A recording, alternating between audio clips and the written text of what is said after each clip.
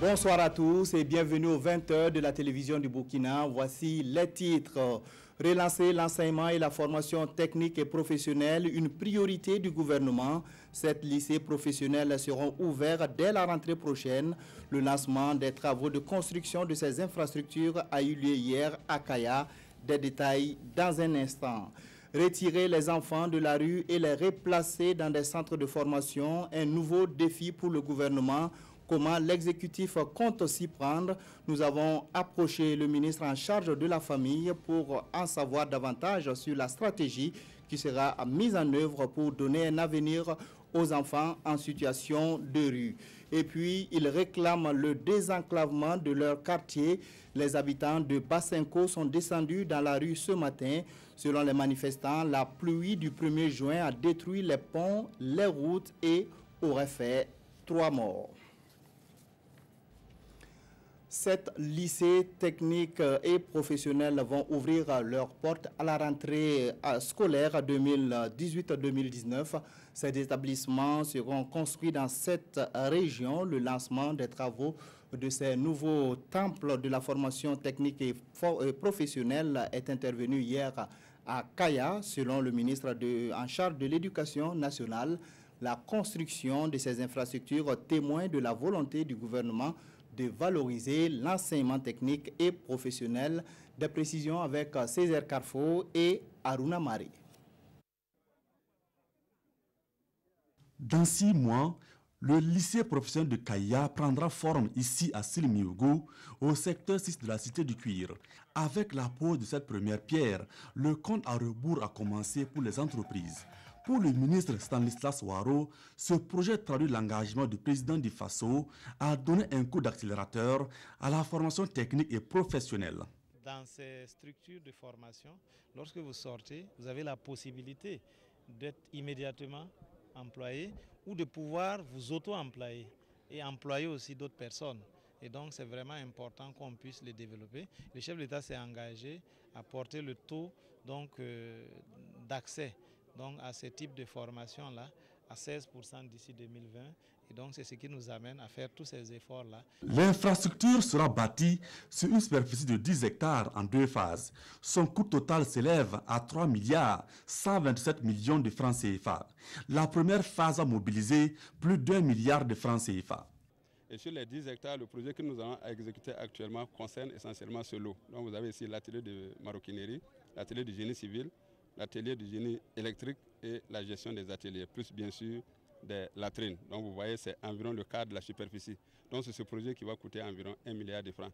Et maintenant le reste du projet qui va atteindre plus de 2 milliards va s'exécuter certainement plus tard. Ce lancement marque également le démarrage d'un vaste chantier du programme présidentiel. Cette année, le gouvernement prévoit la construction des lycées professionnels de Manga et Zorgo. Des lycées scientifiques seront également érigés à Dédougou et à Koudougou. Un centre de formation technique et professionnelle et un lycée technique sortiront aussi de terre respectivement à Sapui et à Tougan, selon le ministre Stanislas Ouaro. Le projet d'interconnexion Bolgatanga-Ouagadougou est fin prêt. Le Burkina Faso recevra l'électricité du Ghana en fin juin 2018. Foi de la Sonabel qui a organisé une visite des infrastructures réalisées à cet effet. Le projet d'un coût de 34 milliards de francs CFA ne mettra pas fin au délestage, mais sera d'un apport crucial pour la fourniture en électricité. Daouda Ouattara, Zalissa Sanfo. Interconnexion Bolgatanga-Ouagadougou, le bout du fil sera visible en juin 2018. C'est ce qu'annonce le responsable de ce projet aux journalistes, venu comprendre pourquoi la lumière du Ghana tarde à jaillir au Burkina Faso. C'est depuis 2011 que le projet d'interconnexion Bolgatanga-Ouagadougou a été porté sur les fonds baptismaux. La fin des opérations était prévue pour décembre 2015. Et depuis lors, que de rendez-vous manqués. Aujourd'hui, la nationale de l'électricité se dit prête. Aujourd'hui, la réalisation est bien terminée, comme vous pouvez constater ici, sur ce terrain-là. La ligne aussi, jusqu'au Ghana même, est terminée. Ils ont terminé aussi la ligne de leur côté. C'est leur point de connexion qui qui n'est pas encore achevé. Et nous avons bon espoir que nous puissions les finir et que le dernier objectif que nous nous sommes fixés à la mi-juin ou au plus tard à la fin juin puisse être tenu. L'interconnexion Bolgatanga-Ouagadougou aura coûté environ 34 milliards de francs CFA. À temps plein, ce sont 100 MW qui sont attendus. Nous avons un prix qui est meilleur, voilà, par rapport à ce que nous pouvons faire nous-mêmes sur place. C'est un des intérêts de la réalisation d'ailleurs. Ces 100 MW pourront-ils suffire à en finir avec les délestages? Pas si sûr selon la Sonabel, qui se réjouit tout de même de ce manque à gagner que ces 100 MW pourront combler. La liste des partis politiques au Burkina enregistre un nouveau venu. L'alternance patriotique panafricaine Burkindi a été lancée cet après-midi à Ouagadougou. L'Assemblée générale constitutive a désigné Adama Koulibaly à la tête de ce parti. Les grandes orientations du parti avec Yacouba Gamenei et Nyarkiteda. 37 commandos avec un capitaine à bord pour mener le navire APP Alternance patriotique panafricaine Burkindi. Voici comment présenter le nouveau bureau du jeune parti, un bureau fort de 37 membres.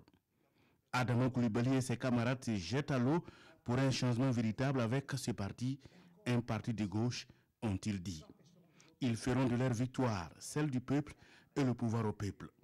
L'APP Burkindi arrive avec un concept, servir le peuple et non se servir.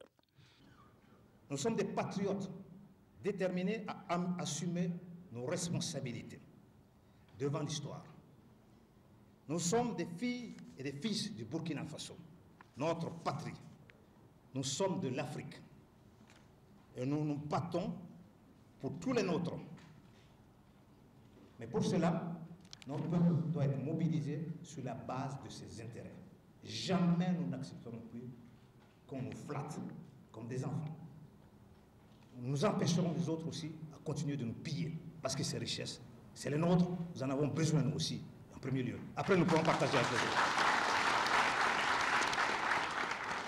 Ainsi donc, ce parti d'obédience panafricaniste entend instaurer une rupture générationnelle. Il va également critiquer, mais sans insulter, quel est alors son bord, majorité ou opposition. Nous n'aimons pas les stéréotypes. Nous n'avons pas fait ça pour aller nous adosser à quelqu'un. Nous avons créé un parti et nous pensons que si jamais demain il se trouve que nous constatons que le pouvoir, en fait, les MPP et ses alliés font exactement ce que nous voulons, et que franchement tout est mis dedans, nous tout de suite on va les rejoindre. Mais nous ne pensons pas que ce soit le cas. Nous n'avons pas créé ça pour être derrière ou l'opposition ou le pouvoir. Nous allons à la fois soutenir ce qui est bien, ou en tout cas le dire. Nous n'avons pas de problème avec ça. Mais surtout aussi, nous allons mettre des doigts sur ce qui ne va pas et nous allons faire nos propositions chaque fois. À peine créé, ses ambitions sont grandes. Le parti rêve d'être le moteur pour la mise en œuvre des États-Unis d'Afrique. Pour y arriver, l'APP Burkindi travaillera à la cohésion nationale, à l'unité, toute chose qui passe par l'intégrité, la loyauté, la combativité dans la discipline. Pour cela, ses premières actions seront l'implantation du parti dans les coins et recoins du pays avec une bonne dose de formation. L'APP Burkindi n'affiche pas clairement ses intentions pour 2020, mais informe les acteurs de la classe politique de sa présence. Une présence qui va troubler leur sommeil. Et toujours en politique, ce rappel historique, le 2 juin est une date importante de l'évolution politique du Burkina Faso. Il y a 27 ans, le 2 juin 1991, était adoptée par référendum la constitution de la 4e République. Depuis lors, la constitution a connu 6 modifications, dont la dernière est intervenue en novembre 2015. Tout autre chose, à l'entame de la campagne agricole 2018-2019, la Confédération paysanne du Faso, CPF, appelle les producteurs burkinabés au strict respect des consignes des techniciens du ministère de l'Agriculture. La campagne agricole écoulée ayant été déficitaire dans de nombreuses provinces, la CPF insiste sur la prise en compte des conseils des techniciens. Des détails avec Adama Guiti et Bouma Ernest Nebier. La Confédération paysanne du Faso, CPF, veut à travers cette conférence de presse marquer sa solidarité aux agriculteurs burkinabés pour la campagne agricole 2017-2018 écoulée, une campagne agricole qui a été déficitaire et très éprouvante pour les producteurs. Elle a été marquée par une baisse globale des rendements des produits vivriers de grande consommation et de rente, due principalement à de longues poches de sécheresse, à l'arrêt précoce des pluies, aux attaques de la chenille légionnaire et des oiseaux granivores. Cette faible performance a pour résultat le déficit céréalier estimé à 477 000 tonnes. Pour la campagne agricole 2018 et 2019 lancée le 26 mai dernier par le gouvernement, la CPF invite tous les agriculteurs burkinabés à s'armer de courage pour l'affronter. Elle les exhorte à tenir compte des conseils agrométéorologiques, à utiliser les engrais de qualité ainsi que des semences de variétés adaptées afin d'atteindre de hauts rendements. Le gouvernement burkinabé a affiché une fois de plus sa volonté d'accompagner le monde paysan. Pour cette campagne, il s'engage à mettre à la disposition des producteurs 8 155 tonnes de semences améliorées, 16 000 tonnes d'engrais, 27 400 unités de matériel agricole, 10 500 têtes d'animaux de trait, 5 200 outils de vulgarisation agricole et l'accompagnement de 1000 exploitations dans la gestion technico-économique agricole. Malgré tous ces efforts de l'État à l'endroit du monde paysan, beaucoup de difficultés persistent et la CPF, au cours de cette conférence de presse, a fait des recommandations à l'endroit du gouvernement et ses partenaires. Des recommandations parmi lesquelles l'adoption de mesures devant rendre les coûts des intrants de qualité abordables, la création et l'opérationnalisation du Fonds de développement agricole et l'extension de l'assurance agricole à toutes les spéculations. Pendant ce temps, le ministère des Ressources animales cherche des solutions pour sauver le cheptel de certaines maladies. Les cadres du département peaufinent à Ouagadougou le plan stratégique national pour le contrôle et l'éradication de la peste des petits ruminants. Des détails avec Jean Zongo et Vincent Kendrebego. La peste de petits ruminants, une maladie dévastatrice qui ronge à petit feu l'économie nationale. Cette maladie animale constitue une préoccupation pour les éleveurs et selon des chiffres officiels, elle fait perdre à l'État une centaine de milliards de francs CFA par an.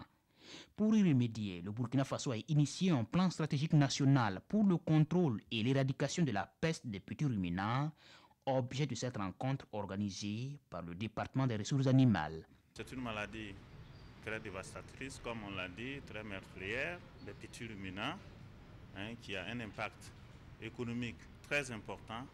En 2008, il était déjà estimé, cet impact économique était déjà estimé à 180 milliards. Aujourd'hui, certainement, on est au-dessus de 200 milliards. Deuxièmement, vous savez que les petits ruminants, l'élevage des petits ruminants contribue beaucoup au Burkina Faso à la lutte contre la pauvreté. Parce que les pauvres, les populations vulnérables, c'est à cet élevage qu'ils ont accès. En plus de l'agriculture, c'est les petits ruminants qu'ils peuvent élever et donc subvenir à leurs besoins. Depuis lors, un processus a été engagé au niveau des pays pour bien sûr aboutir à l'adoption d'un document de telle envergure pour permettre justement d'éradiquer cette maladie également au Burkina Faso.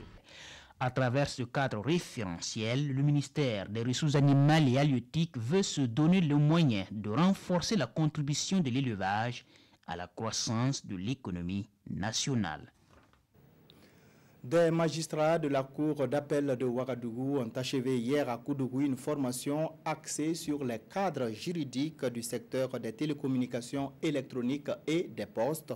La maîtrise de la législation de ce secteur permettra aux magistrats de mieux apprécier les dossiers qu'ils seront amenés à traiter. Nongba Kouda et Oumou Sissé. Les cadres juridiques des secteurs des communications électroniques et des postes, objet d'échange entre les magistrats de la Cour d'appel de Ouagadougou et l'autorité de régulation des communications électroniques et des postes.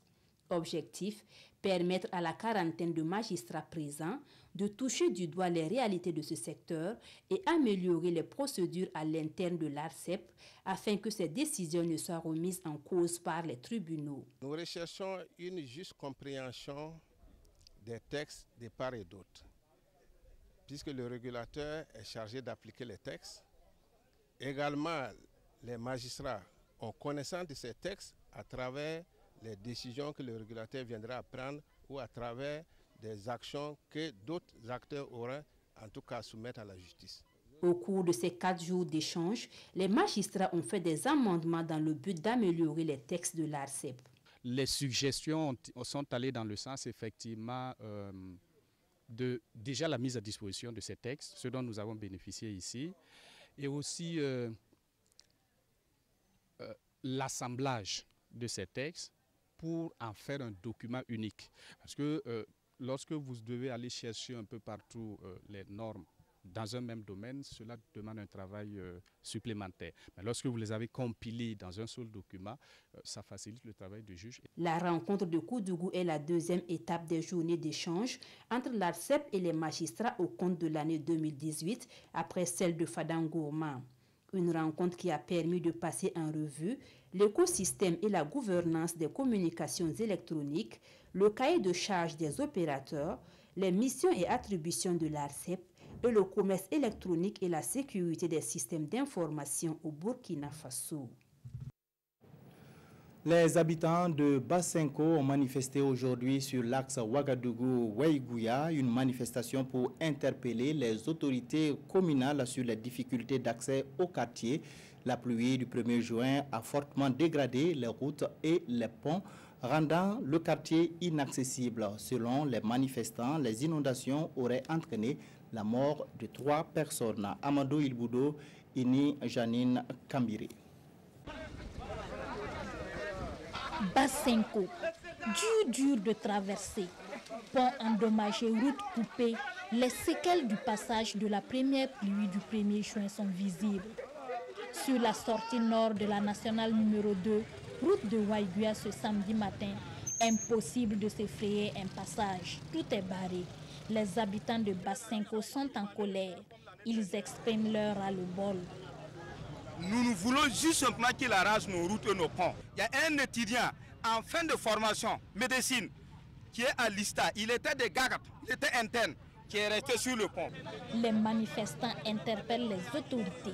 Depuis qu'on a commencé, aucun conseil, aucun maire. Et il nous dit que c'est le maire central. C'est le maire central qui a un budget, lui ils n'ont pas de budget. On a eu des démarches, mais ça n'a pas abouti. Voilà notre mécontentement. On ne brûle pas. On ne casse pas.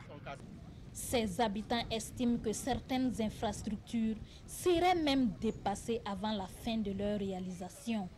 Il y a un autre ouvrage qui est fait là, qui est abandonné. Vous pouvez sillonner pour voir. Nous voulons juste dire, nous payons les taxes. Bassenko, ce n'est pas que les cités des riches. Bassenko aussi, à Bassenko, Villa, il y a des Bassenko des pauvres. Qu'on prenne tout le monde en compte. Les larmes aux yeux, les femmes lancent ce qui ressemble fort à un cri de douleur et de désespoir. Ça ne va pas. Hier, personne n'est parti au travail. Les hommes ne sont pas partis au travail, les femmes ne sont pas parties au travail, les enfants ne sont pas partis à l'école. L'examen est proche, on fait comment? S'il pleut le 17, le 18, on fait comment? Ils vont rester, ils ne vont pas composer. Qu'est-ce qu'on fait? Il n'y a pas de route, ça ne va pas. Et si une femme est enceinte ici, sincèrement, c'est très grave. Les habitants du quartier Bassenko fondent beaucoup d'espoir sur les autorités pour la construction d'infrastructures solides afin que les pluies qui devraient être bienfaisantes ne soient pas source de tristesse et de désolation. Ils sont à tous les grands carrefours de la capitale burkinabé, accompagnés ou non. Les enfants en situation de rue sont une préoccupation pour le gouvernement qui a annoncé récemment leur retrait et en vue de les placer dans des centres ou des écoles de formation. Comment cette décision va-t-elle être mise en œuvre et avec quels moyens? La réponse dans ce dossier signé Amadou Ilboudo et Vincent Kendrebego. Eux aussi sont des usagers de la route, faufilant entre les autos et les motos. Ils ont leur boîte, ils tendent la main aux passants, parfois avec la complicité d'un parent. Les enfants en situation de rue en question, le gouvernement vient de prendre une décision les concernant. Il faut les retirer de là. Le département de Marie-Laurence Ilboudo porte le projet. La mendicité reste un délit, puni par la loi. Donc il ne faut pas que les gens pensent que parce qu'on les laisse faire, que c'est légal ou c'est normal. Ce n'est pas normal. Notre législation punit la mendicité sous toutes ses formes. Retirer les enfants de la rue, une décision importante, mais pas spontanée, car prévue depuis dans le programme présidentiel. Dans le programme du président du Faso, il est inscrit que nous devons retirer au moins 50% des enfants en situation de rue. C'est le PNDS qui le dit. Certains parlent de retrait d'enfants talibés, une expression qui ne convient pas au ministre de l'Action sociale. Dans ces enfants, il y a des enfants talibés, c'est vrai, mais aussi il y a des enfants sans religion. Il y a des enfants avec d'autres religions autres que la religion des talibés. Donc il y a toute forme de personnes en situation de rue.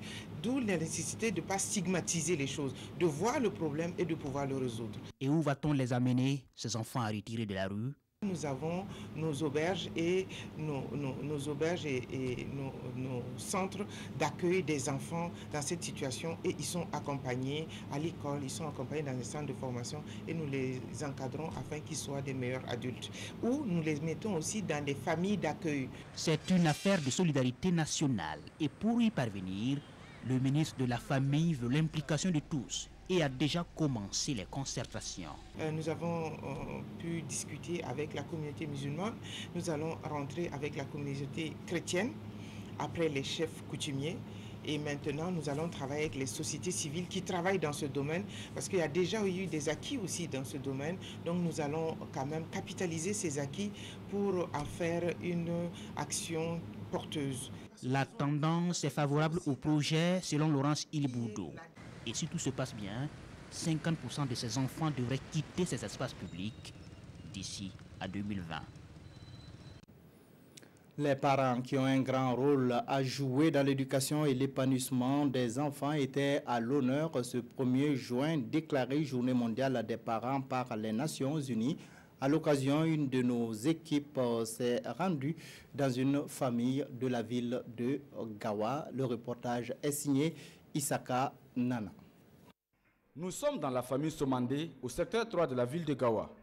Comme d'habitude, c'est une journée ordinaire qui commence dans cette famille. Déposer les enfants à l'école, une tâche que Lassane Somandé exécute tous les jours de classe avant de se rendre à son service. Pour lui, avoir une famille est une fierté pour tout être humain. En tout cas, dans notre conception africaine, la pensée de tous les jours, c'est avoir une famille. Surtout avoir ta propre famille, avoir une femme, des enfants, c'est une bénédiction. Donc, moi, j'ai la chance d'en bénéficier.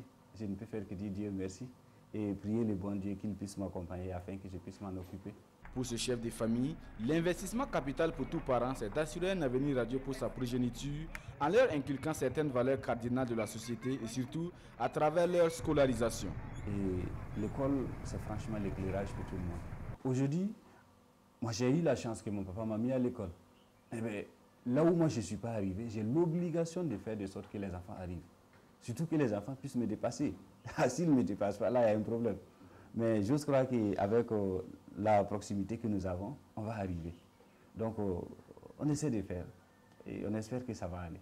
Pour Lassane Somandé, la journée mondiale des parents est une aubaine, une journée d'introspection pour tout un chacun. Lorsqu'on est père, ça engage des responsabilités, une obligation partout.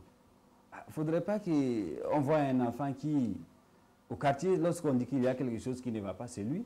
Et si tu es parent et qu'il arrive que tu te reproches quelque chose, il faut vite corriger.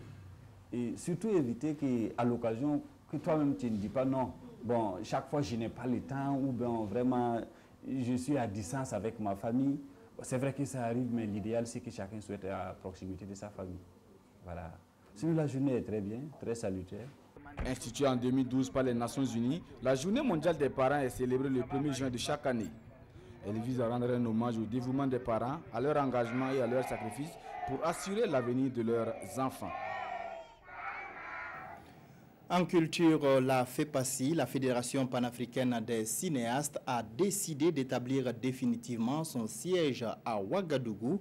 Décision prise lors de la réunion du bureau exécutif et du bureau consultatif tenu à Ouagadougou du 29 mai au 1er juin sur le synopsis de ces deux rencontres des cinéastes, le fonctionnement de la FEPACI et la révision des statuts et règlements intérieurs.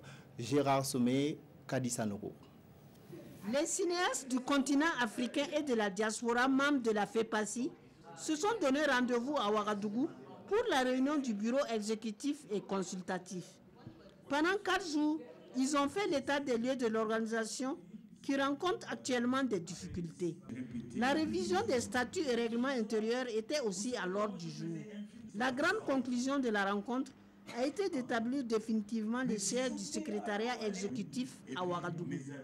Nous sommes arrivés donc à faire un partenariat avec l'UNESCO et la Film Foundation de Martin Scorsese autour de la restauration de nos films.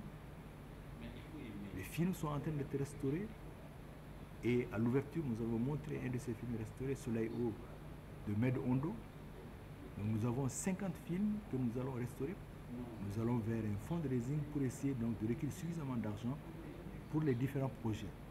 Nous avons aussi une association que nous mettons en place pour la défense des droits d'auteur, des scénaristes et des réalisateurs. Les participants ont aussi fait le point des projets et programmes réalisés par la FEPACI. Nous avons décidé d'arrêter la migration et de nous établir définitivement à Ouagadougou. Nous avons le siège fédéral ici. Et nous avons tiré les leçons en ce sens que les années passées ici à Ouagadougou avec Gaston Kabouré comme secrétaire général ont été les meilleures années de la fédération en termes d'action, d'initiative, de perspective. Cette rencontre a permis de donner un nouveau souffle à l'organisation panafricaine qui traverse une zone de turbulence. Rendez-vous est pris pour le prochain congrès, prévu en 2019, lors du 50e du FESPACO. Depuis le début du mois de Ramadan, le CERFI, le Cercle d'études, de recherche et de formation islamique, organise des ruptures collectives de jeunes, un acte destiné à renforcer la cohésion entre les fidèles musulmans. La rupture collective est également un cadre de partage et de quête de bénédiction. Kwalen Ebié, Ismaël Diloma, Sirima. Dans la communion et la bonne humeur, des amis, des connaissances et même de parfaits inconnus partagent un repas. Il s'agit du repas de rupture de jeûne qui est selon certains musulmans un facteur rassembleur. C'est aussi un moyen de renforcer l'entraide entre les fidèles. Et si vous avez quelque chose, il faut partager avec celui-là qui n'en a pas. Généralement, ceux qui viennent rompre avec nous, certains n'en ont pas pour la rupture. Il y en a qui en ont et ils se retrouvent ensemble pour partager ceux qui en ont. Et aussi, c'est une forme de solidarité. C'est aussi une façon de se mettre ensemble pour faire des invocations. Au cercle d'études, de recherche et de formation islamique, le menu du jour est conditionné par la générosité. Ce que nous recevons par la grâce de Dieu, ce sont les dons, les fidèles, nos partenaires, ceux qui nous aident à avoir de quoi partager avec les gens. Pour l'organisation de la rupture collective du jeûne, il n'y a pas de formule fixe et adaptée pour tous les jours. Mais tous les jours, des rappels sont faits aux fidèles sur les bénédictions liées au partage. Celui-là qui offre de quoi à manger, de quoi à rompre à quelqu'un, il bénéficie de la même bénédiction de celui-là qui a jeûné sans diminuer, n'est-ce pas, la valeur de celui-là qui a jeûné. Lui aussi, il a ses bénédictions. Dans cet ordre d'idée, le recteur de la mosquée du Serfi invite les musulmans à multiplier les actes de générosité, même envers les non-musulmans.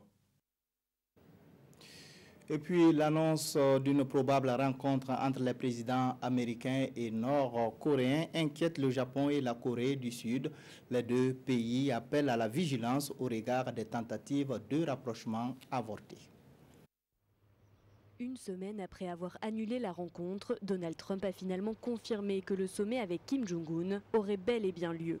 Un énième retournement de situation à l'issue de longs pourparlers diplomatiques et d'une rencontre avec le bras droit du dirigeant nord-coréen à la Maison-Blanche. Le président américain s'est dit confiant et prédit un processus couronné de succès. Vous les journalistes, vous allez devoir voyager car vous serez à Singapour le 12 juin. C'est le début d'un processus. Je n'ai jamais dit que ce serait réglé en une réunion. Notre relation va se construire au fur et à mesure et c'est très positif. La veille de cette annonce, Kim Jong-un avait déclaré vouloir aller, je cite, vers une dénucléarisation de la péninsule étape par étape. Pour les États-Unis, c'est la condition sine qua non à la levée des sanctions imposées à Pyongyang. Et puis cette information avant de refermer ce journal, Adja Bintou Lamizana, l'épouse de l'ancien président Aboubakar Sangoulé Lamizana, est décédée aujourd'hui à l'âge de 86 ans. Décès survenu à domicile à la zone du Bois. L'inhumation est prévue lundi à 14 h au cimetière de Gunguin. Dans un tweet, le président du Faso exprime sa profonde tristesse et sa compassion à la famille Lamizana. Voilà qui met fin à cette édition. Merci de l'avoir suivi. Très bonne suite de programmes sur la RTB.